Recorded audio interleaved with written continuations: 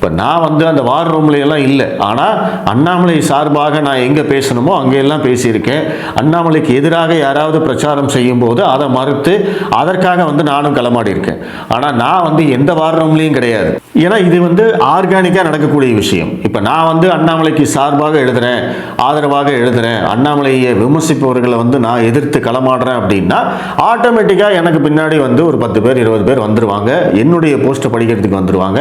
என்னுடைய கமெண்ட்ல வந்து என்ன டிஃபெண்ட் பண்றதுக்கும் அண்ணாமலை அவர்களை டிஃபெண்ட் பண்றதுக்கும் அவங்க எல்லாருமே ரெடியா இருப்பாங்க. ஸோ இது வந்து பாத்தீங்க அப்படின்னா ஆர்கானிக்கா நடக்கக்கூடிய விஷயங்கள். ஆனா இதை வந்து என்னமோ அண்ணாமலை அவர்கள் வந்து 100 பேர் 1000 பேர் வச்சு ஒரு பெரிய வார் ரூம் வச்சிருக்கிற மாதிரியும் அதை வச்சு மற்றவர்கள் எல்லாத்தையும் டார்கெட் பண்ற மாதிரி இவங்க வந்து இப்போ வரைக்கும் பில்டப் பண்ணிக்கிட்டே இருக்காங்க.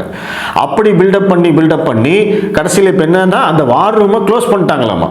இதுக்கு வந்து சவுக்கு சங்கர் தனியாக ஒரு வீடியோ கூட போட்டிருக்காரு, அண்ணாமலை வார் ரூம் கலைக்கப்பட்டது அப்படின்னு சொல்லிட்டு. வீடியோவுக்கு கீழே இருக்கக்கூடிய கமெண்ட்டை போய் பாருங்க மிஸ்டர் சவுக்கு.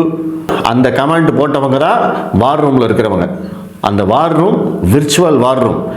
அது எங்கே இருக்குது அப்படிங்கிறதெல்லாம் கிடையாது. அண்ணாமலை அவர்களுடைய ஆதரவாளர்கள் இல்லை கட்சியுடைய தொண்டர்கள் இவங்கெல்லாம் எங்கெங்கே இருக்காங்களோ அந்தந்த இடம் எல்லாமே அண்ணாமலையுடைய வார் ரூம் தான். நான் இங்கே உட்கார்ந்துருக்கேன் அப்படின்னா உட்கார்ந்த இடத்துல அண்ணாமலையுடைய வார் ரூம் மெம்பராக நான் செயல்பட்டு இருக்கேன்.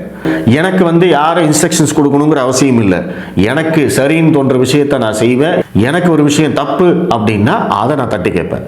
இப்படித்தான் வந்து அண்ணாமலை ஆதரவாளர்கள் அத்தனை பேருமே இருக்காங்க. அதற்கு நானும் ஒரு உதாரணம். அவ்வளோதான்.